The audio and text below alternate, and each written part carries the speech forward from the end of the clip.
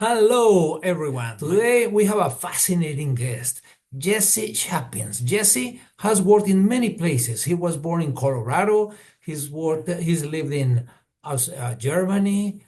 He's worked in Toronto. Now currently he's working in Copenhagen, where he and his family are living. And he's going to talk about experiments in urban entrepreneurship. Jesse, thank you very, very much for accepting the invitation, and we're eager to learn from you. Jesse, welcome. Thank you. Thank you, Gil. Amazing to be here with all of you. It's incredible to see all the names and places pass through, and it's a joy to speak out to all these different parts of the world and to have the opportunity to share a little bit about the work that I've done and the journey that I've been on, right? But thank you. But can you see my screen here? Can you see sort of some movement of people on the streets of the city? Um, so the title, as Gil said, I think is going to be this topic of experiments in urban entrepreneurship, and this is really from the street level, from the experience of a person working to make better cities, working to make better neighborhoods, and really thinking about how to do that through curiosity, imagination, and action. So I just to start here, I think the term urban entrepreneurship can sound a little strange. And I think also for all of us working in cities, sometimes we hear the word entrepreneurship and we think, oh, that's just the people that are out there to try to make a lot of money. Urban, what does that really mean? We obviously love that word in cities. But for me, this is a definition of basically how I've lived my life, which is combining what I think is sort of one of the most fundamental characteristics for people that are active in their communities is curiosity about others, curiosity about the world, and not just then taking curiosity for oneself, but actually forming imagination, thinking about based on the things that you're learning, listening, seeing in the world, imagining what might be different, imagining what a different future could be, but not just stopping there with imagination, actually taking action of some kind. So it's that formula that to me defines urban entrepreneurship. And what I'll share with you is a range of different experiences I've had putting this into practice, some that are sort of nonprofit media projects, and also recent work now within a multi-billion-dollar investment firm. All of that I see is very connected to the broader project of making better cities. So just to start with a little bit about myself, I saw some people are from Colorado here. I grew up in Boulder, Colorado. It's a university town on the outskirts of Denver, a fantastic place, a university town with also quite progressive urban planning history. And I had the great fortune of actually growing up in a family. My parents were both landscape architects and urban designers. And this picture here is of downtown Boulder and a bike lane that they worked on changing in the city when I was growing up. And it's for me was just a sort of early example as a kid of sort of seeing my environment of the city, the introduction of a bike lane, trees, as something that doesn't just happen by accident. This doesn't just sort of take place because people aren't doing anything. The way our cities are, the way our places are, is shaped by people. It's shaped by decisions that people in city councils make, decisions that urban designers make, citizens and their advocacy. All of this determines the place in which we live. And we know that place is one of the most fundamental shapers of society and all the opportunities that we have as people. So I think I had the great fortune of seeing that firsthand, getting exposed to that through my parents, and really wanting to kind of devote my life to working on how to work in place and make better places. Boulder was a great town, but I love big cities. My father was originally from New York, and I moved to New York then for college, and just fell in love with the challenge that larger cities place in terms of how do you work with all the complexity, all the diversity of history of people in one location. And I actually fell in love in particular with the city of Berlin first. Well, after New York, you'll see this is a love journey of cities. But I first traveled to Berlin in the late 90s, and this was a time a little after a decade after sort of the fall of the Berlin Wall. And I fell in love in particular with a park that was built on the former stretch of the wall. And it was a remarkable example to me of how a public space could work with very complicated, challenging history, but then also transform that space to be a place for people today and a place that was actually about, again, people's day-to-day lives, taking action, coming together around the city's future. So it wasn't a memorial. It was actually transforming and using the older part of the wall that had sat facing the East German side, historically turning that into an open-air graffiti space for kids, putting in swings for adults, and creating basketball courts in an open space. So I wrote a college thesis about this, and it was sort of my first experience going deep into what makes public spaces, how to work with history in cities, and how to work on the future. And that work led me to start a design group in Berlin in 2002 that was called Stadtblind. So in English, the translation is something like city blind. And what I fell in love with in Berlin and sort of also sort of took on as a challenge, the curiosity I had was this was a city undergoing such dramatic change, but there were only certain parts of the city that sort of were represented in that change. And there were neighborhoods like Wedding that was just north of the center city. There was sort of a blind spot. There was very little kind of media, very little discussion, a kind of older working class neighborhood that in many ways also represented, I think, sort of the potential and energy of the city beyond just sort of the transformative areas with major mega projects and sort of tourism as the driving logic. And so I came together with a group of designers, architects, and community activists, and we created a project called The Colors of Berlin. And the idea was to challenge the sort of image of the city through a different way of bringing together design and photography. And so we used, I'm sure many of you have done painting renovation projects in your homes. You've worked with Pantone color books.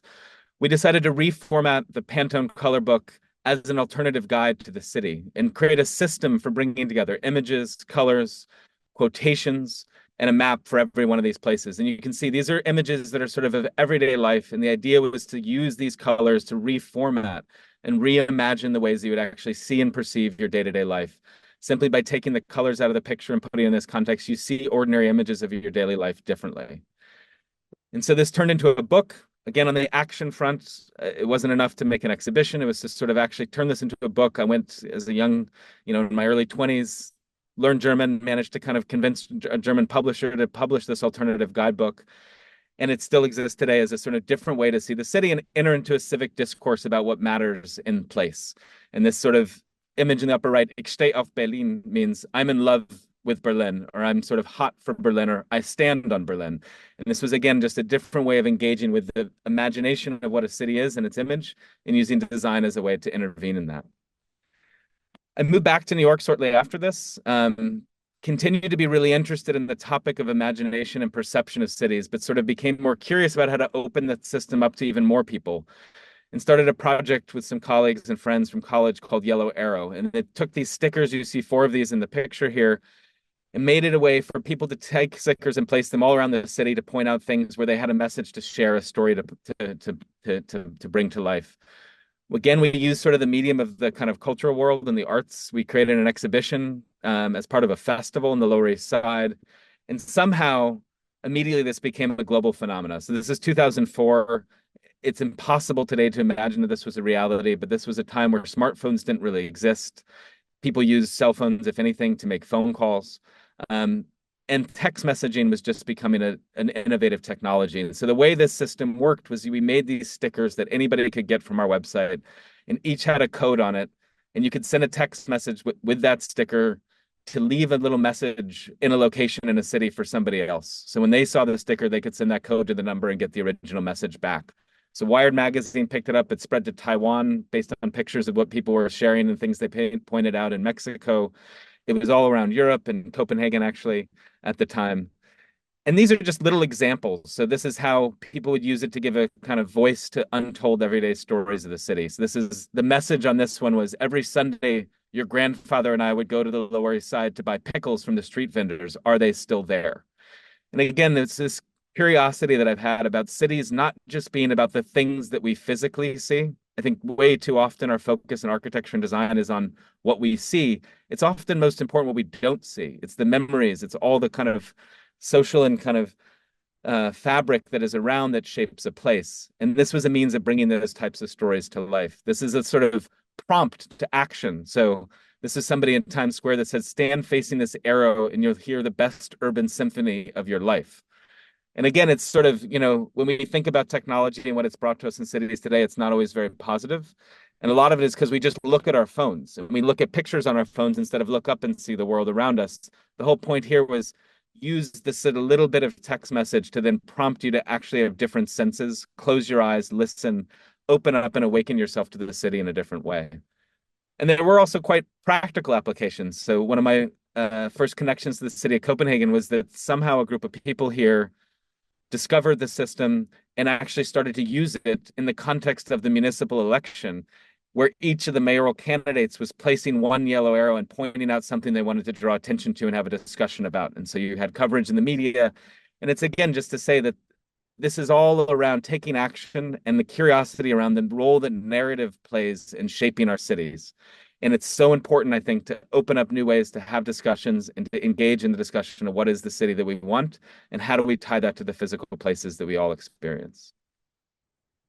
Simultaneously, while I was working on this media stuff with Yellow Arrow, I was also sort of embedded in a community in Brooklyn and actually taking this building that you see here. It had been an abandoned liquor store in Williamsburg, Brooklyn, and transforming it into a nonprofit organization called Union Docs, which still exists today.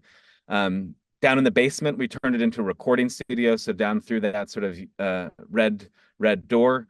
And the curiosity here was, how do you work with old buildings? So the other projects I showed were a lot about the media layer. This was the physical layer. And how do you also work in changing communities in ways that is not just sort of as artists coming in and sort of finding cheap space to make your life better, but how do you actually come into a changing community as an artist and work constructively with that community and hopefully make that long-term community better as a result? So on the ground floor, we turned the space into a screening room, a documentary arts center for different media, different events. And on the upper floors, we turned it into an actually co-living kind of creative community environment where people had residencies and were able to kind of live and work together. And we took on a big project then as a group called Living Los Sures. So we were in the neighborhood of South Williamsburg and discovered this incredible film that was made in 1984 about the area and used that as a jumping off point for this new media project. So I'm going to play a short little 2-minute video that gives you a taste of this project. 1984, Brooklyn. An amazing documentary is made about the Latino neighborhood of Williamsburg, aka Los Sures. 2007. Union Docs is handed a rare copy on VHS. It blows us away. We see an opportunity to change the way the history of New York City has been written with Living Los Sures, a restoration, an interactive doc, a community platform, And 30 short films. by 50 artists. and over 100 community participants. It's a people's history. Wait, explain how it all got going. We started showing the film around the neighborhood. He's talking about Los Sures, about a documentary that was done in 1984. Seeing the film brought out so many insights and memories. My mother still lives in that building. Details from the background, captured by chance in the film, open the door for amazing stories to be told. Something they were right there since it's documented, Elvis. The Shot by Shot website was born. To use each shot as the beginning of a To conversation. make this important and rich history accessible. To share the personality, humor, and wisdom of Los Sures. It's a huge research project and a lot of work, but these are stories you can't find any other way. Thank God, I got to live 2 lives in one. The project was gaining steam, but we learned the film was actually in danger of being lost. What? Yes, Oh, but what? it was okay. There was one surviving print. And the New York Public Library had it. Yeah, library. We wanted to guarantee this film would be available for generations. The library allowed us to make a beautiful digital scan of the film. I'm gonna do my problems here. We tracked down the original subjects of the film, such as Marta Vila. Life you choose, make choices, and you have to live with them. We produced 89 Steps, an interactive documentary about Martha's life today. That's me. Me and my dog. What about the director of the film, Diego Echeverria? Yeah, we found it. It is quite unique to see that Union Docs has stake in it as a way to inspire young filmmakers and to bring. So that was an amazing experience to get to also work again in a physical place in that neighborhood, with then using media and a historical media artifact as a way to connect with this community. And it's proven as a really powerful means of actually building a different relationship between the longstanding Puerto Rican community in Los Sures and a lot of the people that have been moving to the area in the last decades. A few years later, sort of in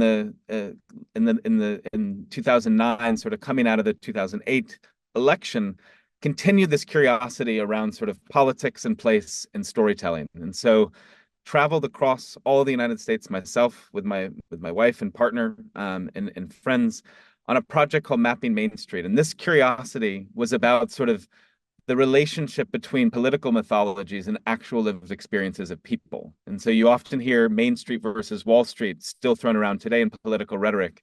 And our interest was what is actually the experience of main streets, the places named Main Street across the country. So I'll play you one other little short video to give you a sense of this project.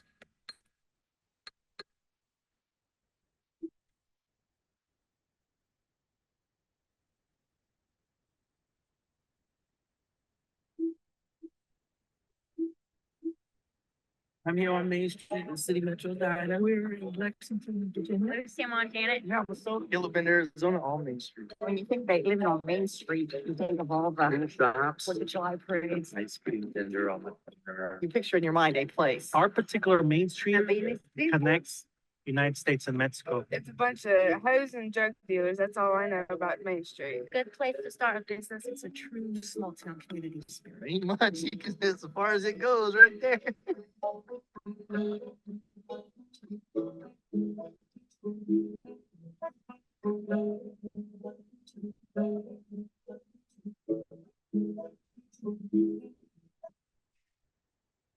So you can see this also builds on the similar curiosity as the previous projects around also expanding the voices and who is contributing to and making the stories of the nation. And we worked both with sort of major professional media, NPR, on a series of stories.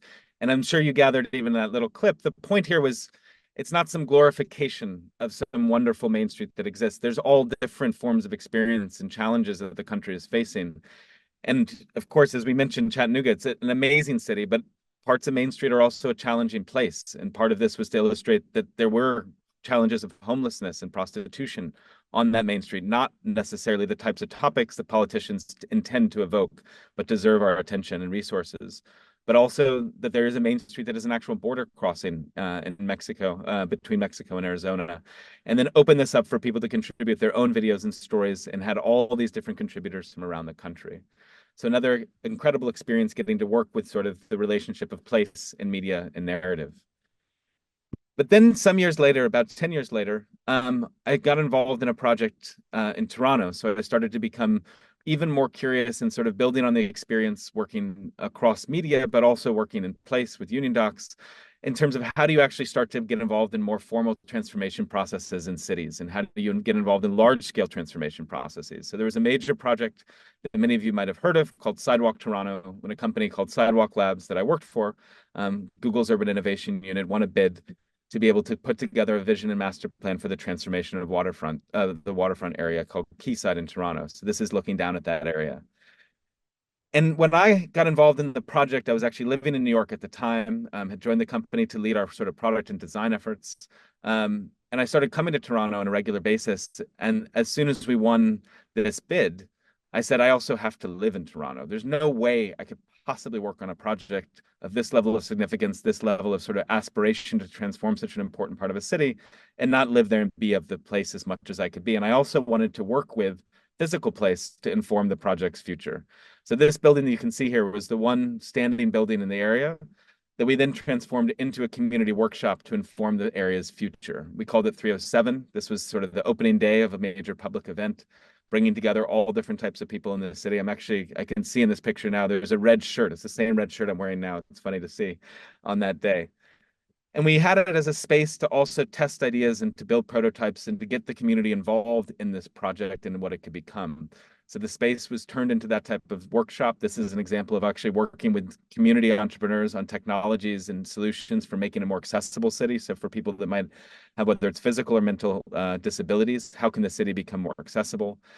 Building new sort of tools to engage ordinary people in urban planning processes like this interface that help people see the trade-offs between density and climate and cost. And the types of people that would then get involved in a project like this. So not just your ordinary people from just the immediate neighborhood, but people coming in from different parts of Metro Toronto, these family from Mississauga. And this all did inform a master plan for what this future area could become.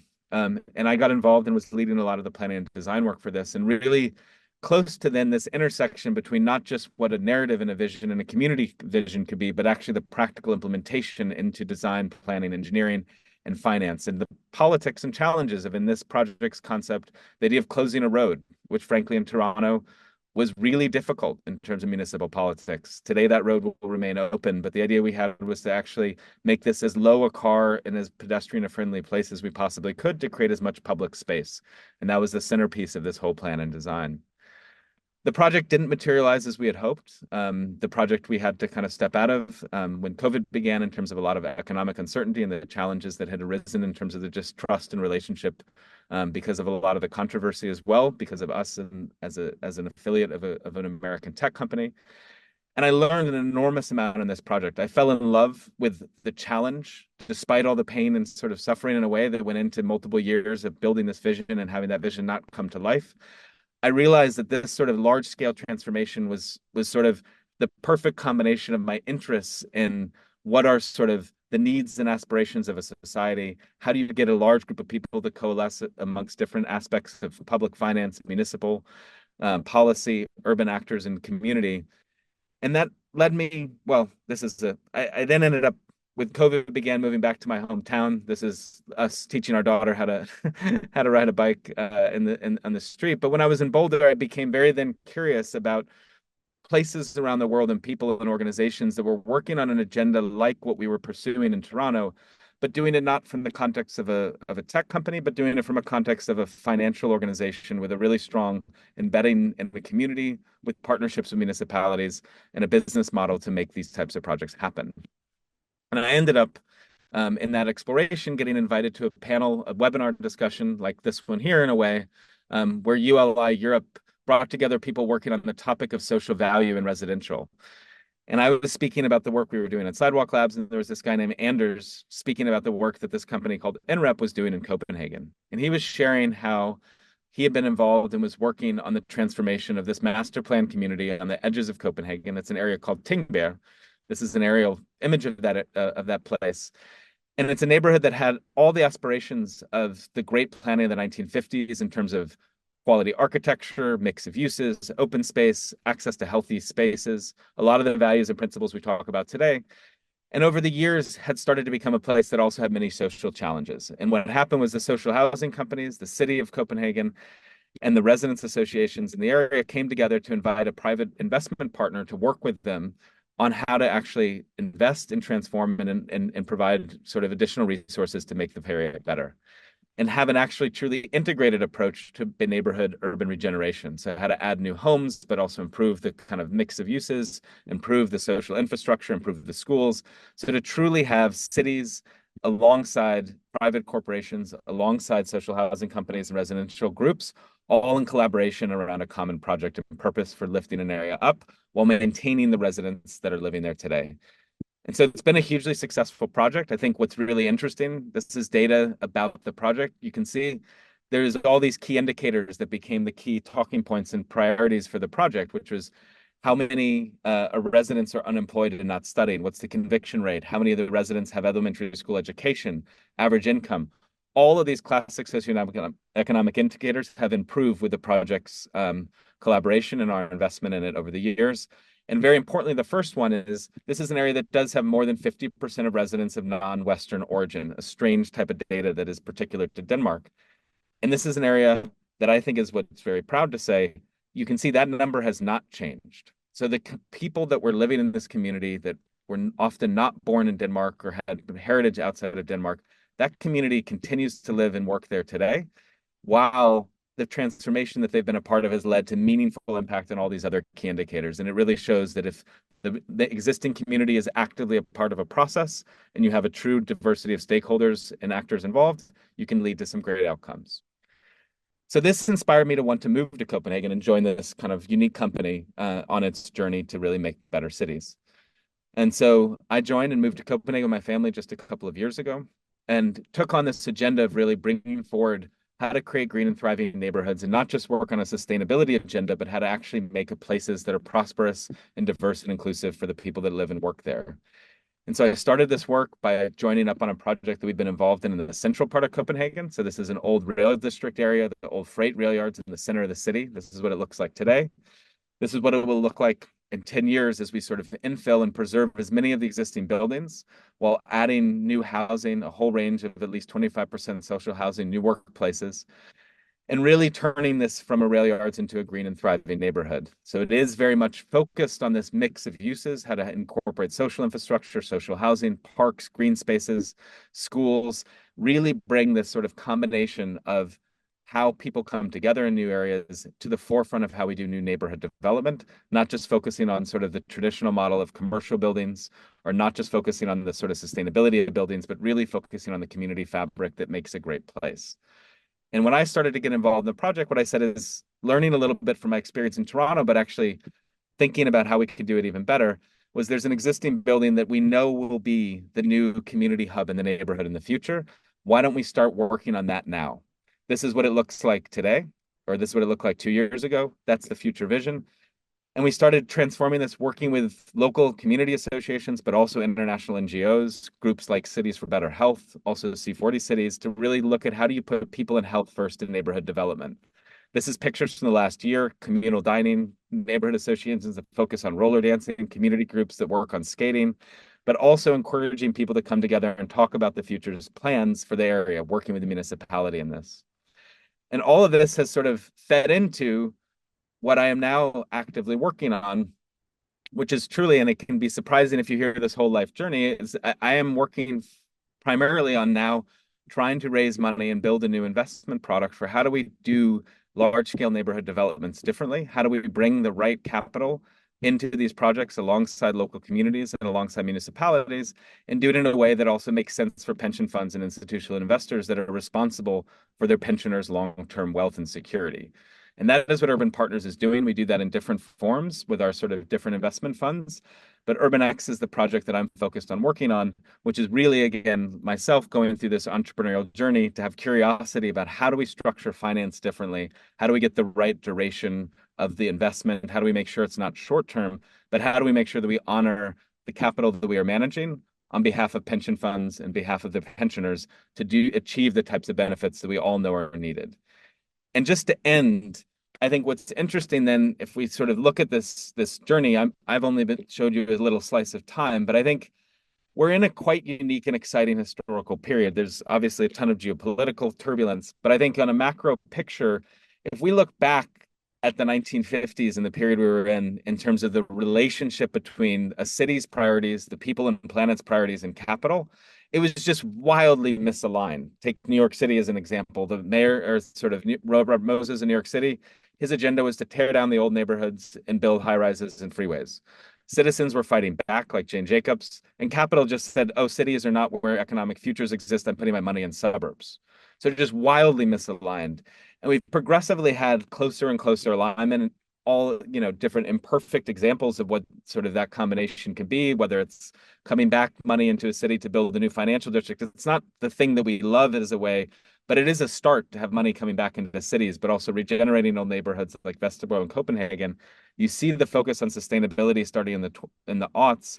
And now I think this green and thriving is the next generation. It is really acknowledging that you need to combine an environmental and a social sustainability agenda and truly work across the municipality as well as the private finance to make that vision come true in cooperation with local citizens. So that's been my journey in terms of urban entrepreneurship, lots of experiments in different places.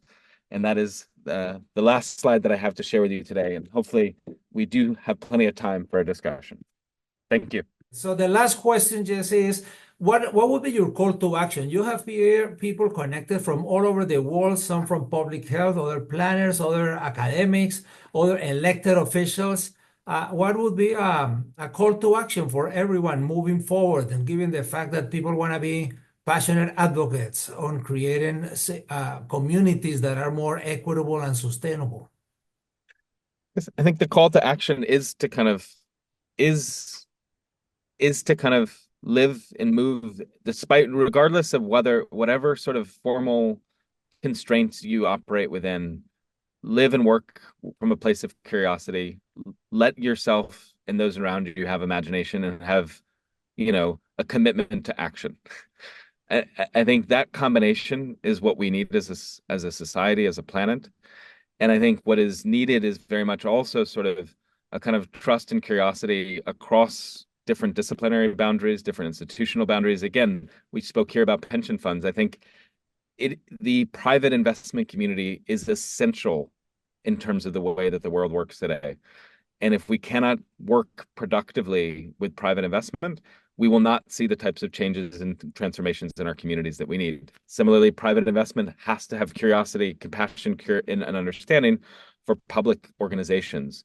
And so there is a mutual curiosity that is required in a way to kind of overcome any sense of sort of fundamental distrust and try to align ourselves around imagining what it is a shared future that we want to achieve. Yes, thank you, thank you, thank you very much. It has been a fascinating hour. I really much appreciated that you accepted the invitation. I hope that participants from all over the world, I hope that you enjoyed it. And please, in 2 days from now, the recording will be up, and share it with your colleagues, with advocacy, with your decision makers, elected officials, and others. And I hope that everyone will be back 2 weeks from today. But Jesse, thank you. You have opened our curiosity and our imagination, and I very much appreciate it. Thank you very much. And for everyone, I will leave the chat open for a few minutes so that you can read other comments.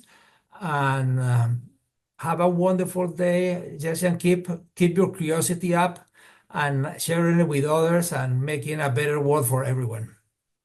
Take care. Thank you. Thank you, Gil. Thank you all.